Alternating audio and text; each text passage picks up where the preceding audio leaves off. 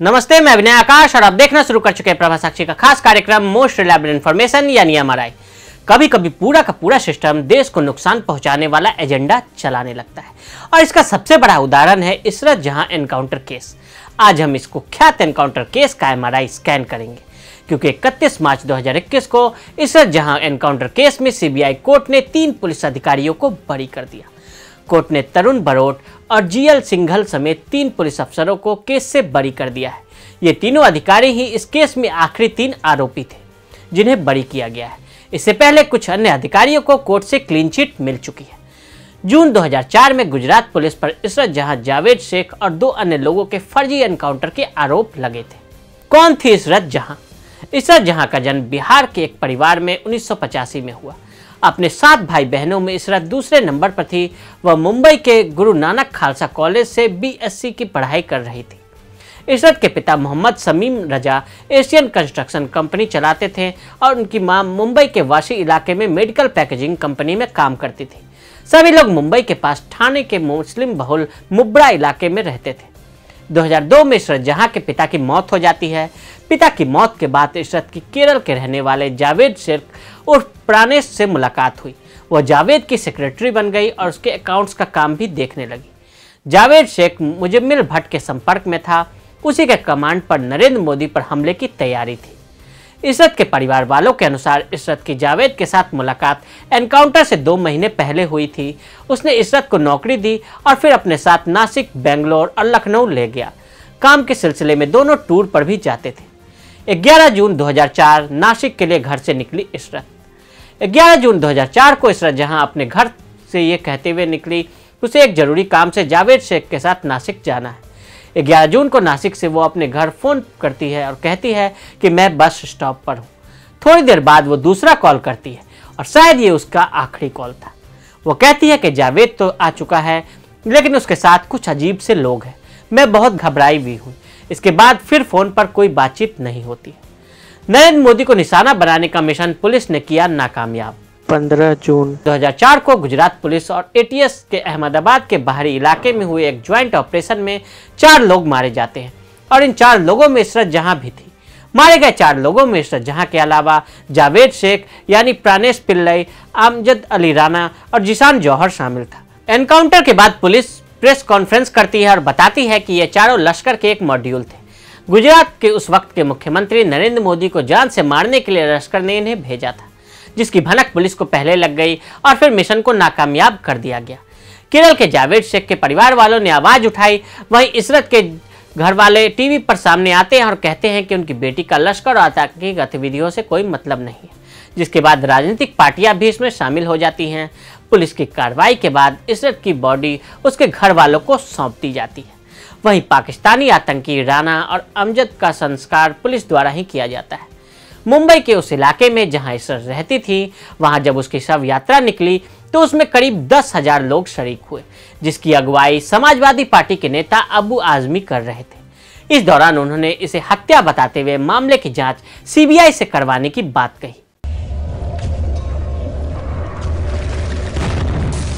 लश्कर के मुखपत्र का दावा। लाहौर से छपने वाले गजवा टाइम्स, जिसे आतंकी संगठन लश्कर-ए-तौयबा का मुखपत्र कहा जाता है, ने माना इशरत लश्कर के लिए काम कर रही थी। इसमें कहा गया कि इशरत को जन्नत नसीब हुई और उस वक्त वो अपने पति के साथ मिशन पर थी। गजवा ने अपनी वेबसाइट पर लिखा कि गुजरात पुलिस ने इशरत का बुर्का हटा दिया और उसे दूसरे मुजाहिदीनों की लाश के पास लिटा दिया गया। लेकिन भारत में सेकुलर राजनीति इसे कैसे स्वीकार कर लेती। इस दौरान इशरत जहां के लिए राजनेता और सेकुलर ब्रिगेड आंसू बहा रहे थे, उसे अपनी बेटी बता रहे थे। ये वो लोग थे जिन्होंने इशरत जहां के घर को किसी दौर में सेकुलर टूरिज्म का अड्डा बना दिया था। मामला कोर्ट में जाता है। पूरा मामला कोर्ट में जाने के बाद वहां के मेट्रोपोलिटन मजिस्ट्रेट एसपी तमांग को पूरे मामले की जांच की जिम्मेदारी दी जाती है। 5 साल बाद 7 सितंबर 2009 को उन्होंने अपनी 243 पन्नों की जांच रिपोर्ट जमा की, जिसमें एनकाउंटर को फर्जी बताया गया। रिपोर्ट में दावा किया गया कि पुलिस ने इन 4 की हत्या की है। इसके लिए डीजी बंजारा को कटघरे में खड़ा किया गया। अपनी रिपोर्ट में तमांग ने दावा किया कि 14 जून नहीं बल्कि पुलिस ने इन्हें इससे पहले ही उठाया था। फिर इनको पुलिस कस्टडी में गोली मारी गई और हथियार रखे गए। तमांग ने अपनी रिपोर्ट में 4 का लश्कर से दूर दूर तक कोई संबंध नहीं होने का दावा किया था। इस रिपोर्ट को गुजरात सरकार ने हाई कोर्ट में चैलेंज किया। एसआईटी का गठन। जब ये रिपोर्ट आई तो इसको लेकर खूब हंगामा भी हुआ, जिसके बाद इसे गुजरात सरकार द्वारा हाईकोर्ट में चुनौती दी गई। हाईकोर्ट ने तमांग की रिपोर्ट पर स्टे लगा दिया। इस कमेटी के मेंबर जस्टिस कल्पेश जावड़ी ने तमांग पर सवाल उठाते हुए कहा कि उन्होंने अपने अधिकार क्षेत्र से बाहर की चीजों पर भी गैर जरूरी टिप्पणी की है। इसके बाद जजों की बेंच ने तमांग के खिलाफ इंक्वायरी बैठाने के आदेश दिए। एडीजीपी प्रमोद कुमार के नेतृत्व में हाईकोर्ट के निर्देश पर एसआईटी बनी। 21 नवंबर 2011 को हाईकोर्ट की निगरानी में बनाई गई एसआईटी ने एनकाउंटर को फेक बताया और कई पुलिस वालों को नामजद किया। इसमें 20 लोग शामिल थे, कुछ आईपीएस रैंक के अधिकारी भी थे। सीबीआई की निगरानी में जांच। सीबीआई पूरे मामले की जांच करती है और अपनी चार्जशीट कोर्ट में पेश करती है। सीबीआई की तरफ से एनकाउंटर को फर्जी बताया गया। सीबीआई की तरफ से चार्जशीट में बताया गया कि इशरत जहां के साथ प्राणेश पिल्लई को गुजरात के आनंद डिस्ट्रिक्ट से पुलिस उठा लेती है, उन्हें अहमदाबाद के बाहरी इलाके में ले जाकर पुलिस गैर कानूनी तरीके से अपनी हिरासत में रखती है। जिशान जौहर और अमजद अली राना पहले से ही पुलिस की गिरफ्त में था। बंजारा के नेतृत्व में पूरी प्लानिंग होती है। 15 जून की सुबह इन्हें बाहर निकाला जाता है। एक सुनसान जगह पर ले जाकर इस घटना को अंजाम दिया जाता है। 21 फरवरी 2013 को सीबीआई ने गुजरात कॉडर के आईपीएस अधिकारी जीएल सिंघम को गिरफ्तार किया और कई पुलिस वाले भी गिरफ्तार किए गए, मगर सीबीआई 90 दिनों की तय सीमा के अंदर कोई चार्जशीट दाखिल नहीं कर पाई, जिसके बाद अमीन को छोड़कर सभी आरोपियों को जमानत मिल गई।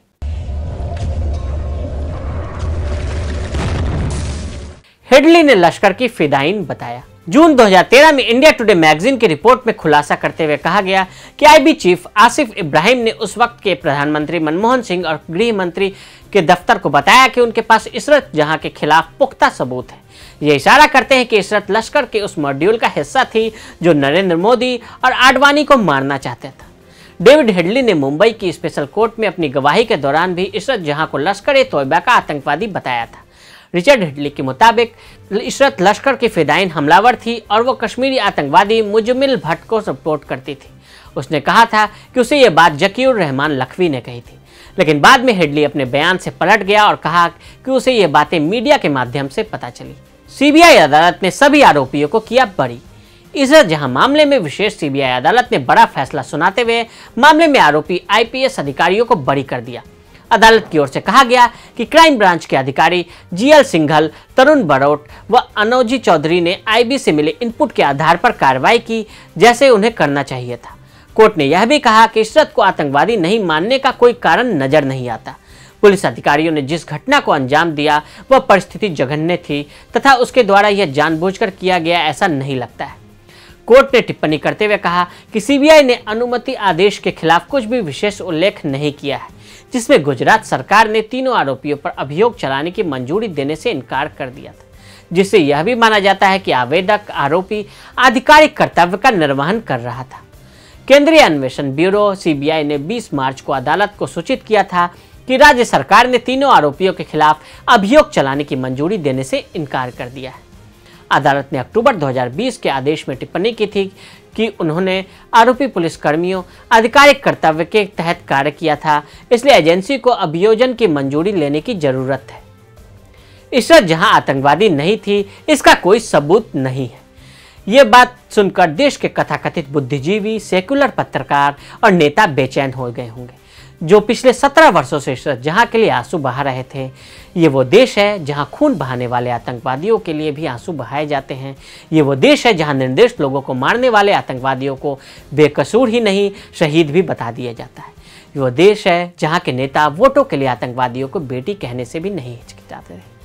आपको याद करा दें कि 2005-06 के दौरान बहुचर्चित सोहराबुद्दीन शेख एनकाउंटर को लेकर राजनीति भी खूब तेज हुई थी।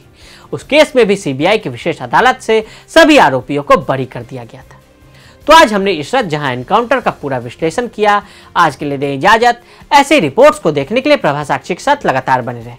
वीडियो को देखने के लिए फेसबुक और ट्विटर पर हमें फॉलो करें। यूट्यूब पर प्रभा साक्षी को सब्सक्राइब करें।